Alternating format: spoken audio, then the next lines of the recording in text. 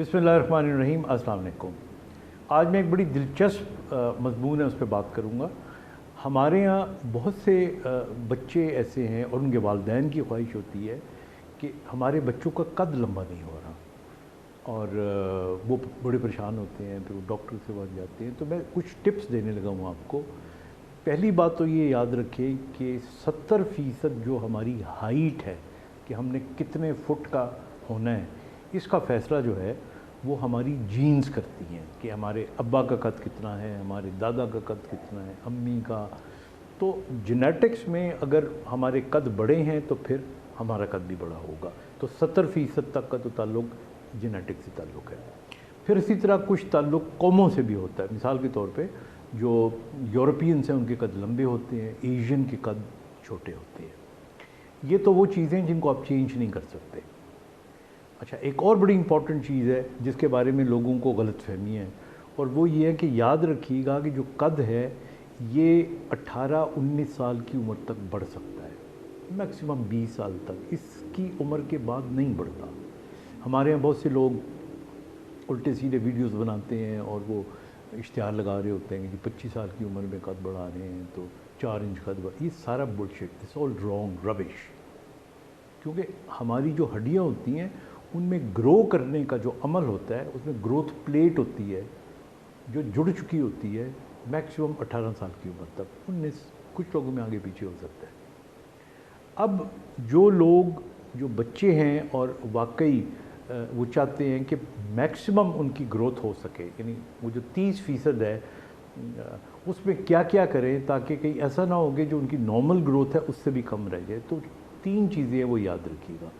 Number 1, हमारी जो growth होती है, यानी हमने कितना लंबा होना है, इसमें एक हार्मोन बड़ा इम्पोर्टेंट होता है, उसको ग्रोथ हार्मोन कहते हैं। और ग्रोथ हार्मोन जो है अगर ये कम होगा तो हमारा कद छोटा रह जाएगा। ये अगर पूरा होगा तो उतना ही होगा जितना हमारा कद होना चाहिए। अब ग्रोथ हार्मोन जो है ये रात को नींद के दौरान निकलता है बॉडी में और दिन को भी वर्जिश करते हुए निकलता है।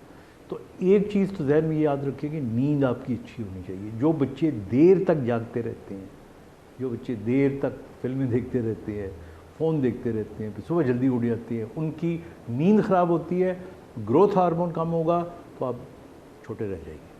तो वेरी इंपॉर्टेंट कि अपनी नींद अच्छी करें। नंबर 2, आपको कम से कम 1 से 2 घंटे रेगुलरली या वक्फे के साथ एक्सरसाइज करनी चाहिए। आप एक्सरसाइज करेंगे, हड्डियों पे ज़ोर पड़ेगा, पट्ठों में ताकत आएगी, और ये भी एक बहुत बड़ा इंसेंटिव है ग्रोथ हार्मोन को बढ़ाने का और आपके कद में बड़ा होने का। और लड़कों के लिए भी, लड़कियों के लिए भी ख़ास तौर पे वो वर्जिशें जो कद को लंबा करती हैं, उनमें बास्केटबॉल हो गई, स्विमिंग हो गई, जॉगिंग हो गई, बैडमिंटन हो गया, और इवन जो बाहर जाके नहीं कर सकते वो रस्सी टाप सकते हैं। It is very good exercise, इससे आपका कद बढ़ सकता है। तीसरी इम्पॉर्टेंट चीज़ ये है कि प्रोटीन डाइट खाएं। हमारे बच्चे अंडे नहीं खाते, दूध नहीं पीते, ये बहुत इम्पॉर्टेंट चीज़ें हैं। और हमारे बच्चे क्या करते हैं, चॉकलेटों पे जोर देते हैं। हमारे बच्चे जो है वो जंक फूड, पिज़्ज़ा, बर्गर्स ऐसे करते हैं ना। ये आपके कद को छोटा रख सकते हैं। इसलिए ज़्यादा मीठे वाली चीज़ें नहीं खानी चाहिए, प्रोटीन खानी चाहिए, दूध पिएं, अंडा खाएं, सब्ज़ी, फ्रूट, गोश्त, ये दीज थिंग्स आर गुड, इसको इस्तेमाल करें। फिर हमारे यहाँ मैंने देखा है बच्चे पानी बहुत कम पीते हैं, उसकी जगह पे ड्रिंक्स, फिज़ी ड्रिंक्स ये ज़्यादा पीते हैं, कोलास वगैरह जो होती है उनको एवॉइड करें। तो इसलिए ये चंद एक चीज़ें करें तो जिन बच्चों के कद छोटे हैं, जेनेटिकली तो जितने लंबे हो सकते हैं होंगे, लेकिन ये जो 30% तक आप अपनी इंक्रीज़ कर सकते हैं वो इन चीज़ों से कर सकते हैं। पेरेंट्स को भी ख्याल रखना चाहिए, और आप में से जो समझदार बच्चे हैं उसका ख्याल रखें।